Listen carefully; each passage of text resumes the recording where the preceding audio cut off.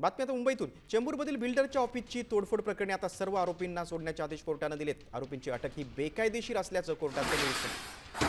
पुण्यातील इतर आरोपी फरार आहेत। तोडफोड करणारे हत्यारं शोधायची आहेत, त्यामुळे पोलिसांकडून 7 दिवसांची पोलीस कोठडी मागण्यात आली, मात्र अटक बेकायदेशीर असल्याचं कोर्टानं म्हटलं। बिल्डरना जातीवाचक बोलल्याच्या आरोपात वंचित बहुजन आघाडीच्या कार्यकर्त्यांकडून ही तोडफोड करण्यात आली होती।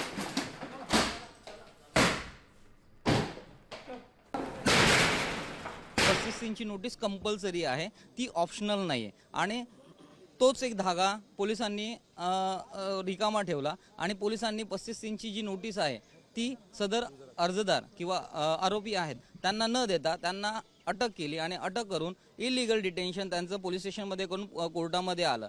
जे सुप्रीम कोर्टाने ऑब्झर्वेशन दिलेलं आहे ते कोर्टाच्या लक्षात आलं आणि कोर्टाने ताबडतोब ऑर्डर केली की हे जे आरोपी आहेत त्यांना ताबडतोब आत्ताच्या आत्ता इथून रिलीज करण्यात यावं।